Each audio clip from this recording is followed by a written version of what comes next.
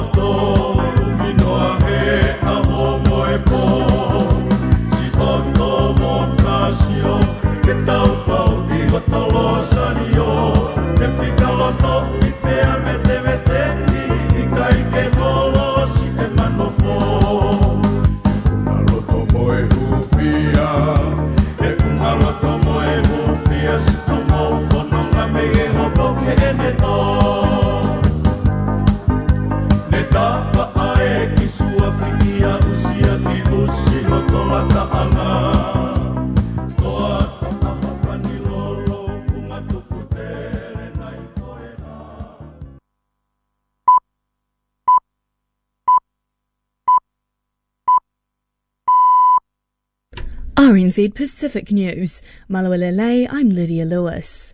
A motion of no confidence in Tonga Prime Minister Huakava Meliku Siosisovaleni will go to a vote on Tuesday. The motion filed by 10 members of Parliament alleged issues of poor governance, including allegations of breaching the law. RNZ Pacific correspondent Kalafi Moala reports.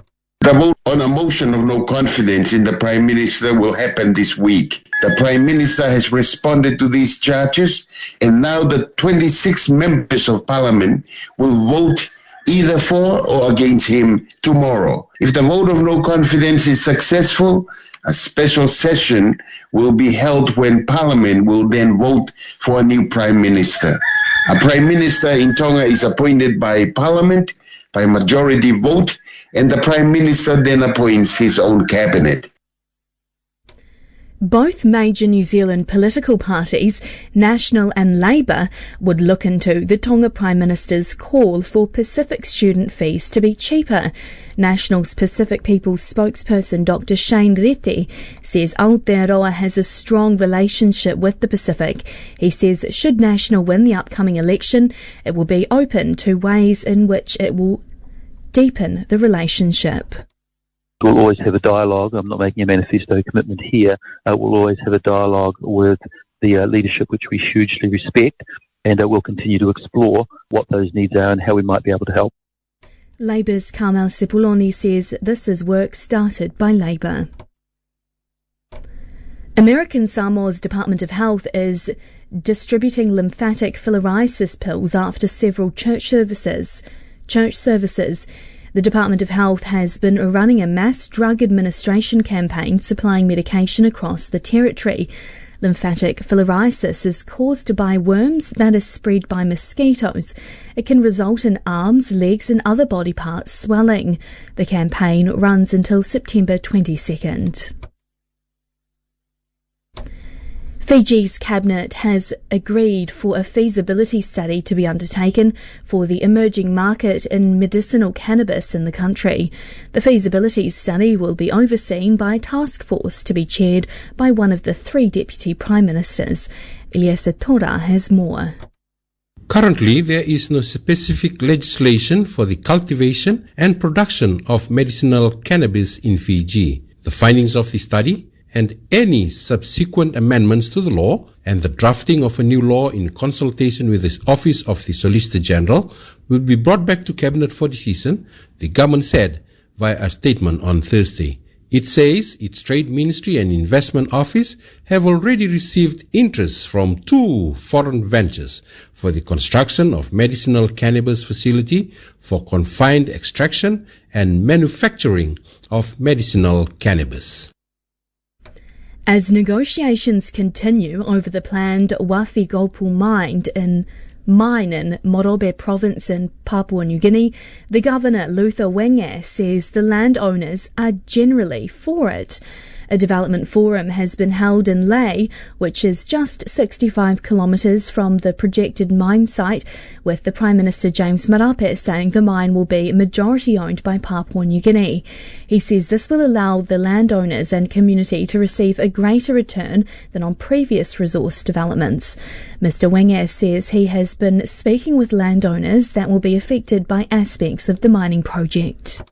The response from the people is that they want the mining only. That's the response, all right? And of course, we will negotiate on how much they're going to get, the landowners are going to get, and how much we're going to give it to the affected area from the royalties that we've got, we're going to share. Of course, that is going on, but generally speaking, the people want the mining to go ahead. The Papua New Guinea Prime Minister James Marape is making his first official visit to Israel this week, where he will inaugurate a new embassy in Jerusalem. He says the relationship between PNG and Israel has grown steadily since diplomatic ties were established in 1978.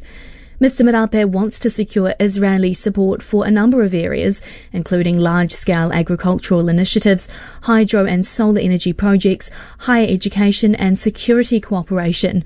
While in Israel, Mr Marape will address business groups. Israeli investment in PNG includes a hydroponic farm at 9 Mile.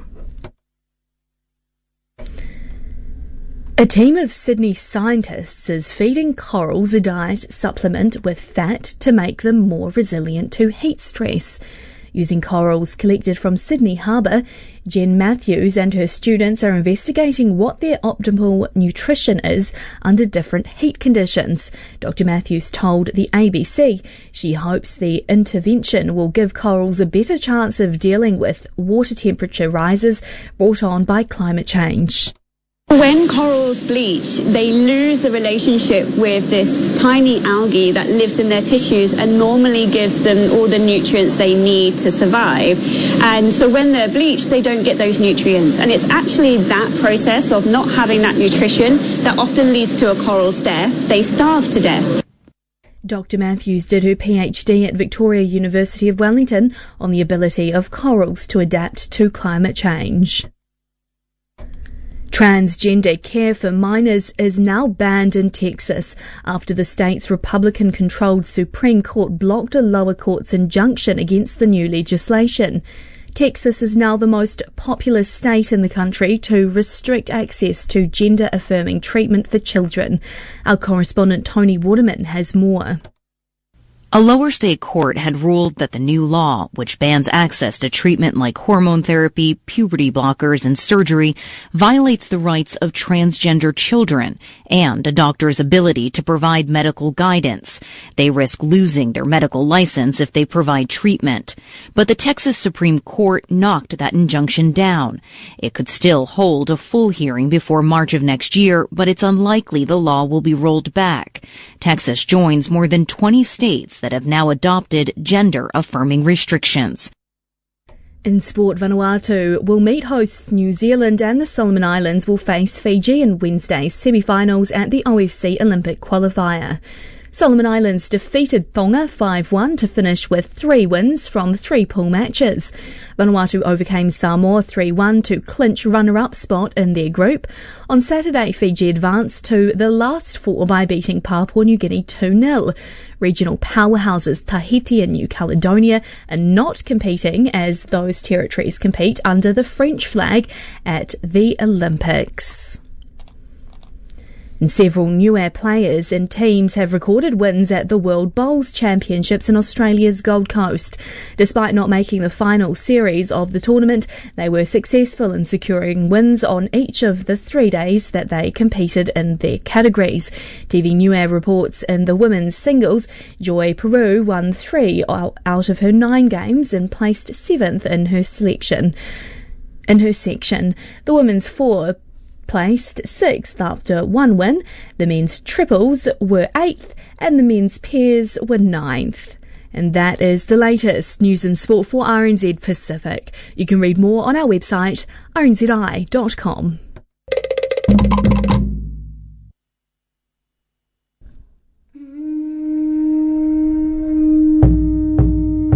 Talofa lava, you're listening to Tangata o Te Moana from RNZ Pacific.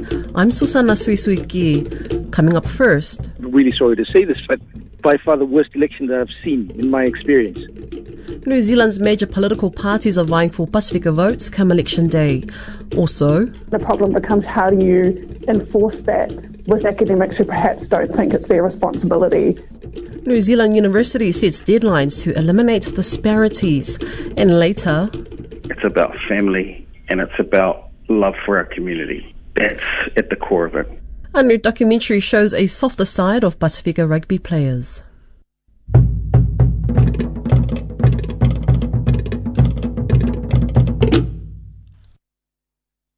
The final day of business for parliamentarians in Aotearoa, New Zealand, has wrapped up before MPs officially hit the campaign trail. With the country's election day fast approaching, 2 of New Zealand's major parties are already going head-to-head, serving up a range of enticing policies. Our Pacific Issues reporter for election 2023, Lydia Lewis, spoke with National's Shane Reti and Labour's Kamo Sepuloni to find out what they're offering. National and Labour are vying for 2 ticks from New Zealand's Pacific communities. Cost of living, health, education, transport, wage growth, youth offending. These things matter. Both parties say they've consulted with Pacifica on what matters most, but one main issue has already been pushed to the side. This is much more complicated than what people realise.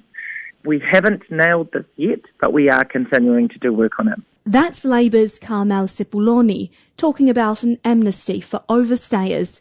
She's confirmed no decision is to be made before the election. It's not looking likely that can happen before Parliament dissolves, but what we have committed to is continuing to do the work. We said from the start this is not off the table. A kick in the guts for Pakelau Manasseh Lua, a staunch advocate for an amnesty and the communities he serves. The priorities for our communities haven't changed for the last 20, 30 years. Poverty is a huge issue, housing, they're all still huge priorities. However, what's even more important is what do governments show to our communities that show that they're meaningfully here to care for us and to do the things that we want, including things like supporting the overstayers who are here. What are you doing to help them? They're the most vulnerable people here.